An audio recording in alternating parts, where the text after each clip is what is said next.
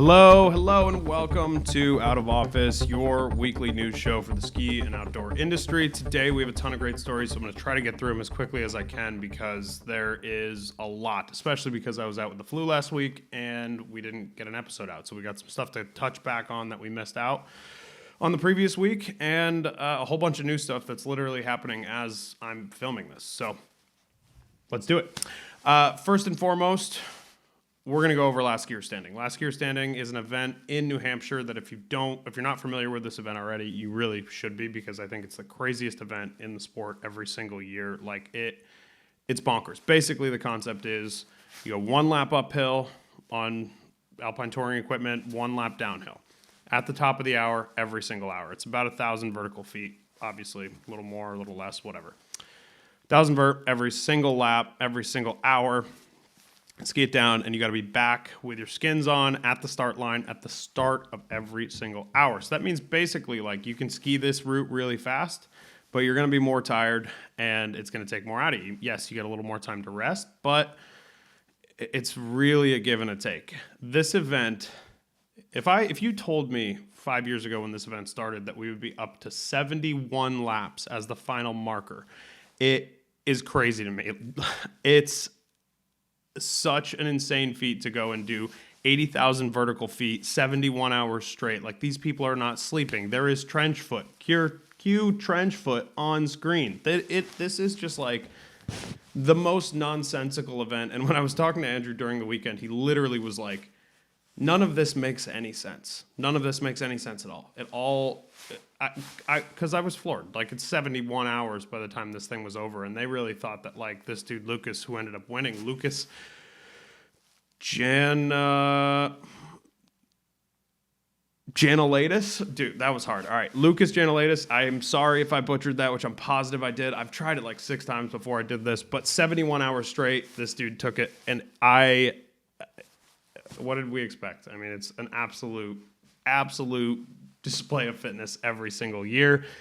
We had everything this year. We had good snow conditions. We had really, really cold nights. There was this event goes multiple days. You had a whole weekend to go do a bunch of stuff.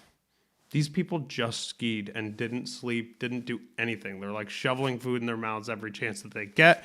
Shout out to White Mountain Ski Co. because putting on this event is such a bear. Andrew, Monty, the whole crew over there, they end up staying up the whole weekend with the athletes. So props. I'm so happy that they keep doing this event, and I'm excited to see what happens next year because it's surely going to be even crazier. All right, next up tonight, we have Peter Landsman on the show to talk all about that chairlift that fell off at Attitash and how that kind of thing happens and kind of what he thinks went wrong. I'll let Peter tell you first how he feels. My name's Peter Landsman. I work in Jackson Hole as a lift supervisor at Jackson Hole Mountain Resort. And I started a website about 10 years ago now about lifts called Lift Blog. And as part of that, I've traveled to every single ski area with a chairlift or gondola or tram in the US and Canada. So right now, I believe I'm at 756 ski areas. And I should start by saying I'm speaking as a private citizen, not as an employee of Jackson Hole. The other day, chair fell off the Flying Bear quad at Attitash. Pretty quickly, it became clear that something went wrong with the detachable grip, which is the mechanism at the very top of the hanger where the chair attaches to the haul rope. It's called a detachable grip because it's designed to detach in the stations to slow down, and those grips are propelled through the station by tires, and then when they're out on the line, they're supposed to be clamped onto the cable, which we call the haul rope. And in this case, something went wrong with the grip. We now know from a picture that's been going around that the grip, it's called a mobile jaw, piece of metal, totally cracked. And that's what caused the chair not to be properly attached to the haul rope as it went up. And the chair fell about Tower 5 of the Flying Bear. One person was on it, and he was luckily not super injured. He was transported to the hospital, but it sounds like he's already been released. which is very lucky considering how far he fell. It's pretty rare. There was one somewhat similar incident this season right before Christmas at Heavenly, which also happens to be a Vail Resort, where 5 people were injured falling from a high speed quad that also had a grip issue. Um, but keep in mind, I looked this morning. There are 713 detachable lifts in the U.S. and Canada. They operate something like 10 hours a day for a 135 days season. When you do that math and think that each one of these chairs is detaching or attaching to the haul rope about every 6 or 8 minutes, uh, you're talking about a very large number of cycles that these grips go through, and a very small number that have failed recently. There are two things that investigators are going to look at. In the New Hampshire incident, there is a state tramway board that's investigating, and they will do a report. So the two things they're going to look at, the first is the metal itself and why it cracked, and maybe how long it's been cracking, whether it was just a clean break totally out of the blue, or whether this was a crack that was forming over time. This particular part is subject to what's called non-destructive testing. So the manufacturer and U.S.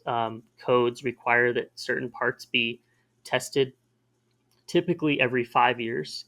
So they have to be analyzed for cracks, um, and so that the grip gets taken apart, the different parts get inspected, and then put back together on the grip. And so typically you do 20% of the chair grips each year. So every grip gets looked at every 5 years. And if there is an indication of a crack, uh, then every grip has to be checked that year. And then the second part of this is, did the lift properly uh, sense that this grip was improperly attached? So there are a number of switches and sensors in those lift stations. One of the reasons they're so big, there's just a lot in there, including a whole bunch of different sensors. Uh, that grip could have thrown what's called a grip force fault if the force is not proper on the haul rope, or there are various profile switches where if a piece of metal is not in the right place as that grip is leaving the station or entering the station, that can also stop the lift. So investigators are going to be looking at whether the lift stopped and whether the lift operators or lift mechanics properly interpreted whatever faults they got, or in some cases, in past incidents, lift operators or mechanics have improperly interpreted a fault and then sent a lift on its way when something wasn't right. I don't think we're going to hear anything more from Vail Resorts on this. The the Heavenly incident happened right before Christmas. Nevada has no state tramway board at all, so there will be no report publicly issued in Nevada in this incident that injured 5 people. And Vail said a one-sentence statement, which was, uh, "The problem has been." This is paraphrasing, but they said the problem has been resolved and the lift is safe and we're reopening it. And they made I inquired with them multiple times about any sort of cause or what the investigation showed, and they did not want to issue any statement on that. They're going to let things come out. If I mean, it might come out through a lawsuit in that case. In New Hampshire, the state will issue their report, and but I don't think we're going to hear a whole lot more from Vail Resorts, particularly if an investigation shows that it was their maintenance or operations that might have contributed. And I will add, the statement that was issued by the general manager of Heavenly and the statement that was issued by the general manager of Attitash, Brandon Swartz, were exactly the same, other than the date and the name of the mountain and the name of the lift. I'm assuming that Instagram post was scheduled prior to the but a good PR department would see that they had a lift accident and take down that kind of thing and not have it posted 30 minutes after and then leave it up, saying to people, have a beer right at the base of this chairlift that just had a accident.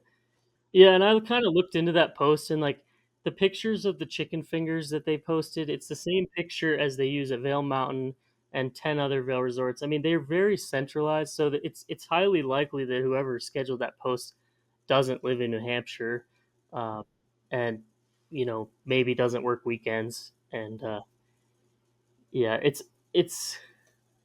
I think Vail is having a tough season on a variety of fronts. This is just one thing of many. It's been tough to watch over the last, say, 5 years since COVID, I would say.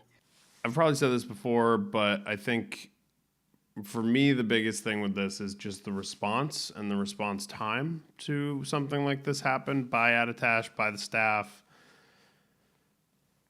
at Vail Resorts. Pretty poor effort, I think, on that front. Something like that happens, you really have to just give the audience, give the skiers, your customers, you have to give them a little bit of peace of mind, and you have to do that by giving them the information that you have. And if that's simply, hey, a chairlift fell off, we don't have any information right now, but we're working to solve the problem, great. But if it's come have s'mores with us on the deck, I feel like that's a pretty poor response. But anyway, next tonight we have our newest member of the Out of Collective, Henry. Henry is joining the Out of Collective as our weatherman, so we're going to send it over to Henry for the forecast for this week. Henry, all you. All right, Adam, thanks for passing it on to me. We have a lot of weather to talk about as we head into next week. This is being filmed on Thursday, so this is your forecast for the week of the 17th. Big time snowstorm this weekend up north. They're looking at good 12 to 18 inches of snow, I think, for northern New England. A lot of moisture with this system. There's going to be some mixing down south, a little bit of sleet and freezing rain. But once you get into central and northern New England, I think we're going to be talking about a foot to a foot and a half of snow. Jay Peak probably gets 2.5 feet of snow out of this system.